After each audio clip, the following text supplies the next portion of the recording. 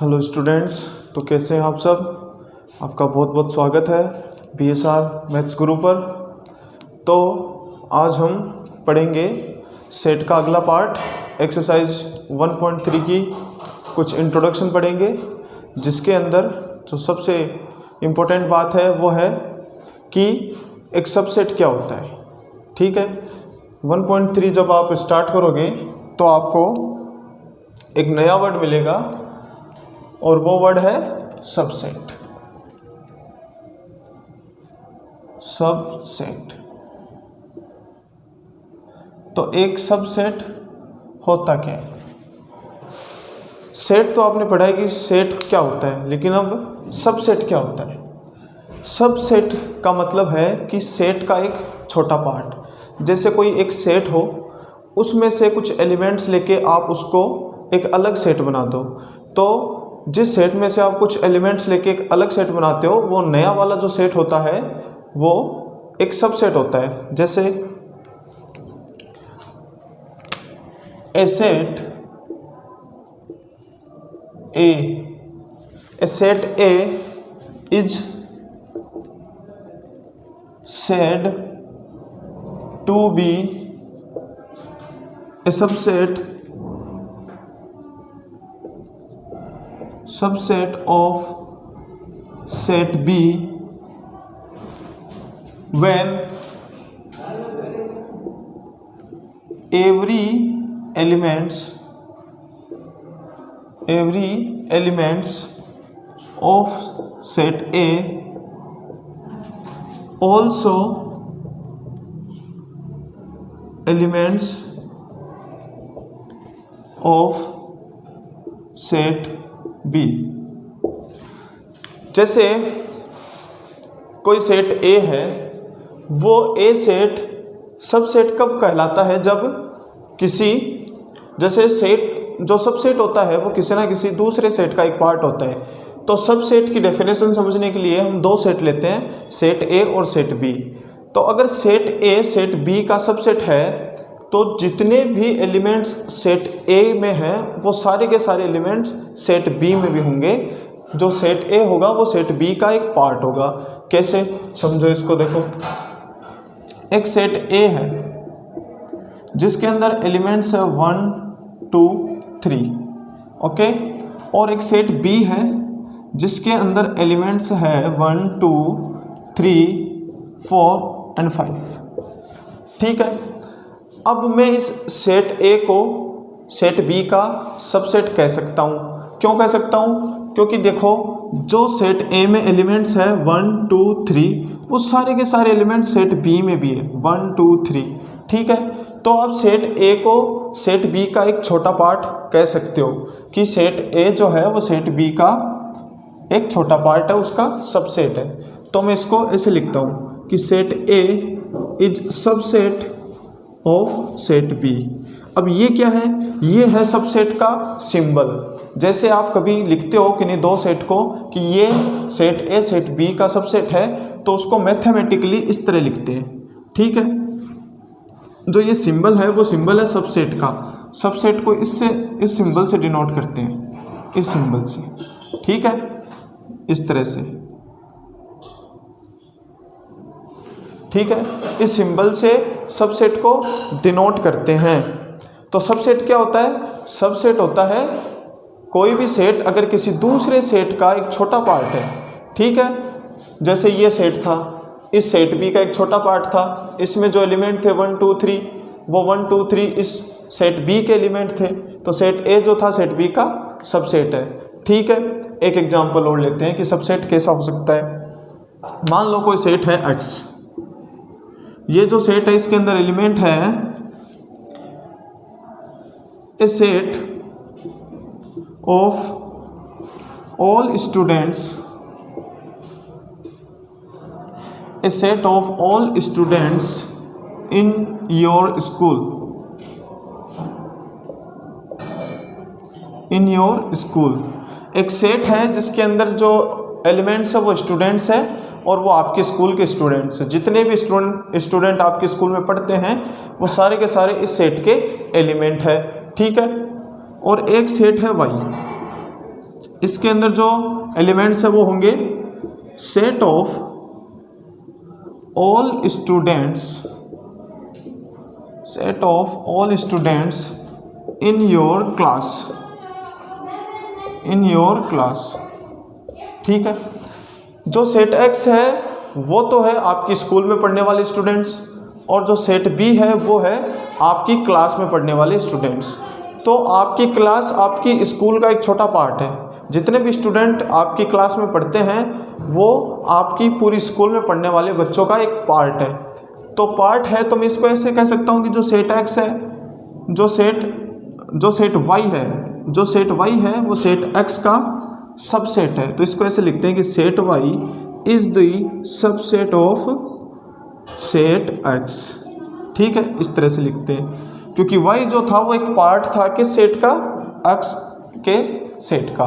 तो इसको ऐसे लिखते हैं Y is the subset of X. ठीक है, जो सेट हम पहले लिखते हैं ना वो सेट सबसेट होता है इस अगले वाले सेट का। जैसे यहाँ लिखा था set A is the subset of set B और set Y is the subset of set X. जो सब सेट हम पहले लिखते हैं वो होता है सबसेट, और जो बाद में लिखते हैं उसका सबसेट होता है ये पीछे वाला पहले वाला सेट। ठीक है, ऐसे होते हैं सबसेट। ओके, इसको और एक्सप्लोर करते हैं थोड़ा।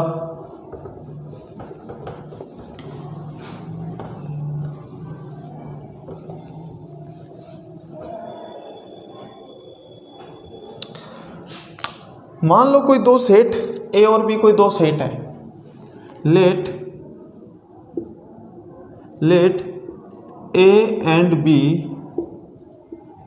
B are two sets. ठीक है, और ए जो है वो सबसेट है बी का, एंड जो बी है वो भी सबसेट है ए का। ठीक है, दो सेट थे ए और बी। ए जो सेट है वो बी का सबसेट है और जो बी भी है वो इस ए सेट का सबसेट है। दोनों सेट एक दूसरे के सबसेट हैं। अगर कोई दो सेट एक दूसरे के सबसेट होते हैं तो वो दोनों सेट इक्वल सेट होते हैं। तो इन दोनों कंडीशन से मैं इन दोनों सेट को इक्वल प्रूव कर सकता हूँ। A set A equals to set B, ये कंडीशन बनती है। कैसे ये कंडीशन कैसे होती है, देखो मान लो कि कोई सेट ए है, उसके जो अंदर एलिमेंट्स है वो है ए बी सी डी। ठीक है, और कोई सेट बी है उसके अंदर जो एलिमेंट है वो है ए सी डी बी। ठीक है, अब देखिए जो सेट ए में जो एलिमेंट्स है ना ए बी सी डी, वो सारे के सारे एलिमेंट्स इस सेट बी में भी आप देख सकते हो क्लियरली।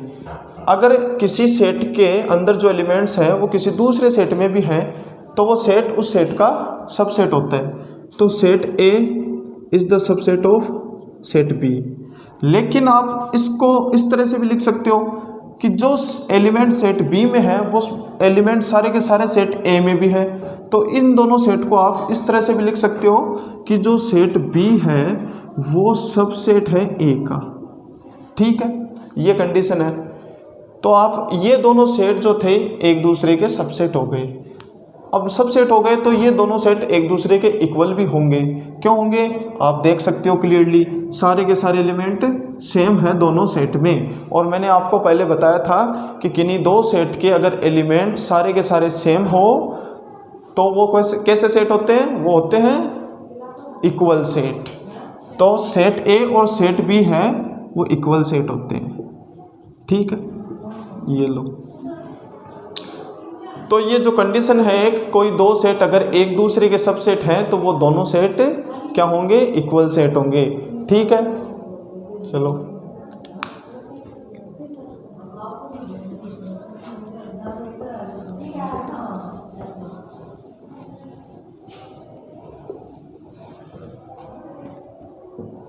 अब सबसेट में कुछ पॉइंट्स हैं, उन्हें देखिए आप।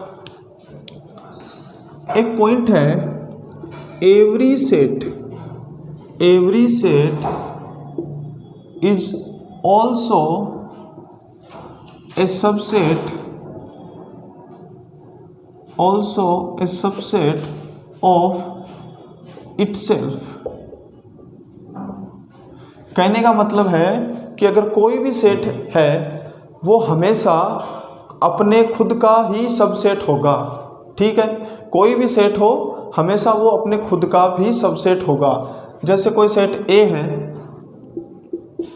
इसमें कोई भी एलिमेंट्स हो एक्स वाई जेड, हमेशा ये जो सेट है, कोई भी सेट ए, मान लो यहाँ पे ए है, तो हमेशा ये खुद का भी सबसेट होगा। ये कंडीशन ध्यान में रखना, बहुत काम आएगी।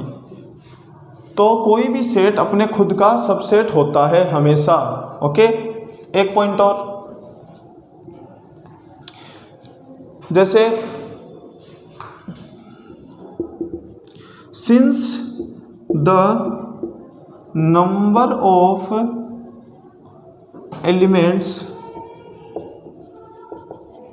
in a null set is 0, जो नल सेट होता है उसमें नंबर ऑफ एलिमेंट्स कितने होते हैं? 0 होते हैं। तो we agreed to say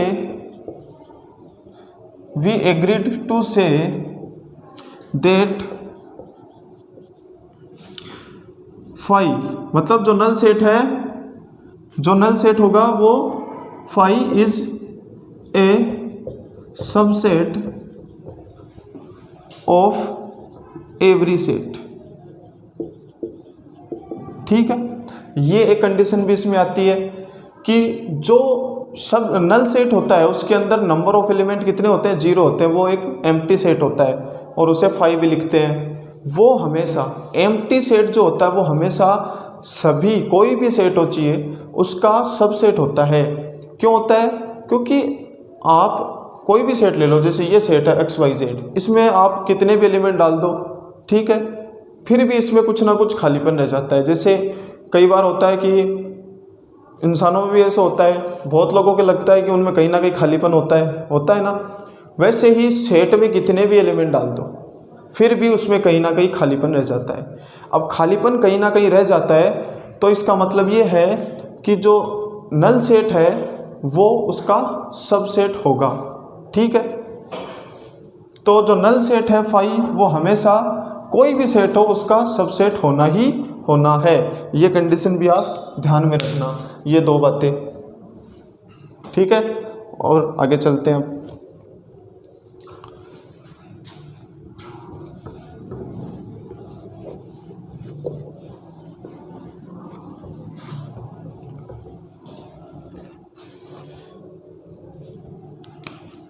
एक सेट ए है, उसके अंदर एलिमेंट है 1, 3, 5, और एक सेट बी है, वो सेट है x is such that x is a natural odd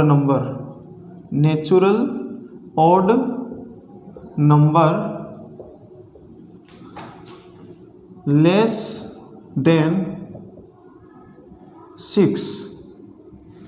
ठीक है, ये एक सेट है ए और ये एक सेट है बी। तो सेट ए के एलिमेंट को आप देख सकते हो कि इसमें 1, 3, 5 है, और जो सेट बी है वो सेट बिल्डर फॉर्म में लिखा हुआ है, तो हम उसके एलिमेंट्स फाइंड करते हैं रोस्टर फॉर्म में। x is such that, x कैसा है? x is a natural odd number, natural odd number है। तो नेचुरल नंबर 1 से स्टार्ट होते हैं और natural odd number less than 6 है, तो 1 से स्टार्ट होकर लेस देन 6 उसके बीच में जितने भी ऑड नंबर्स हैं वो सारे के सारे सेट बी के एलिमेंट्स हैं। तो पहले आता है 1 के बाद में 3 नेचुरल ऑड नंबर, 3 के बाद में 5, और लेस देन 6 है तो 5 तक यहाँ के इसके एलिमेंट्स आ गए। ठीक है, अब आप क्लियरली देख सकते हो कि जो एलिमेंट सेट ए में है वो सारे के सारे सेट बी में भी है।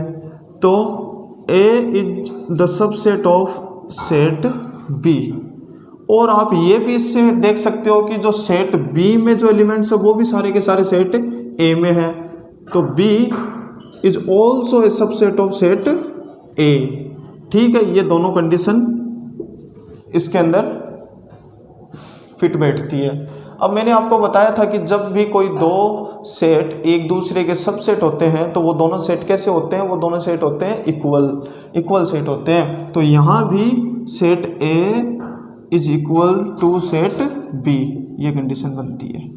ठीक है, फिर आगे देखो, एक क्वेश्चन लेते हैं और उसके अंदर हम बताते हैं कि कौन सा सेट किस सेट का सबसेट हो सकता है और कौन सा नहीं हो सकता। ठीक है, जैसे एक सेट है ए, उसके अंदर एलिमेंट है 1 3, और एक सेट है बी, उसके अंदर एलिमेंट है 1 5 9, और एक सेट सी है, उसके अंदर एलिमेंट है 1 3 5 और 9। ठीक है, और ये कह रहा है कुछ कंडीशन नीचे लिख रहा है। जैसे एक कंडीशन ये है कि 5 और बीच में एम्प्टी स्पेस और सेट ए, एक कंडीशन ये है। और दूसरी कंडीशन ये है कि ए फिर एम्प्टी स्पेस और बी। ठीक है, और थर्ड कंडीशन है ए एम्प्टी स्पेस सी। ठीक है, और फोर्थ कंडीशन है बी एम्प्टी स्पेस सी। अब जो एम्प्टी स्पेस है उनमें आपको क्या भरना है, उनमें बताना है कि क्या ये वाला सेट इसका सबसेट है, क्या ये वाला सेट इस सेट का सबसेट है, और क्या ये दोनों सबसेट है। तो इनमें सबसेट बताना है। तो पहला देखो, पहले तो इन सारे के सारे गिवन सेट्स को देख लो ध्यान से, इनके एलिमेंट्स देख लो कि कौन से में क्या क्या एलिमेंट्स है। ठीक है, उसके बाद हम देखते हैं क्या फाई ए का सबसेट हो सकता है। हो सकता है क्या? बिल्कुल हो सकता है, क्योंकि मैंने अभी आपको बताया, क्योंकि जो नल सेट यानी फाई, या इसको एम्प्टी सेट भी बोलते हैं, जो नल सेट होता है या जो फाई है वो सारे के सारे सेट का सबसेट होता है।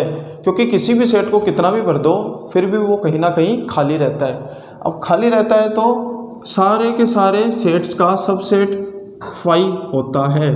तो phi is a subset of set A. अब सेकंड कंडीशन देखो, क्या सेट ए सेट बी का सबसेट है? क्या सेट ए सेट बी का सबसेट है? तो देखो सेट ए में एलिमेंट है 1 और 3, क्या ये दोनों एलिमेंट सेट बी में हैं? नहीं है। इसमें 1 तो है लेकिन 3 नहीं है, तो सेट ए जो है वो सेट बी का सबसेट नहीं है। अब कोई दो सेट सबसेट नहीं है तो आप पहले तो सबसेट का सिंबल लगाओगे, फिर उसको ऐसे क्रॉस कर दोगे ऐसे एक लाइन से। इसका मतलब होता है कि set A is not a set of subset of set B. अगली कंडीशन देखो थर्ड वाली, क्या सेट ए सेट सी का सबसेट है? तो सेट ए में एलिमेंट है 1 और 3, क्या 1 और 3 सेट सी में है? यस, 1 और 3 सेट सी में है। तो A is the subset of set C. Okay, अगली वाली देखो, क्या सेट बी सेट सी का सबसेट है? तो सेट बी में एलिमेंट है 1 5 9, तो 1 5 9 सेट सी के भी एलिमेंट है, तो सेट बी जो है वो सेट सी का सबसेट है। ओके, इस तरह की प्रॉब्लम्स अब आप सॉल्व कर सकते हो, बता सकते हो कि कौन सा सेट किस सेट का सबसेट हो सकता है कि नहीं हो सकता। ठीक है।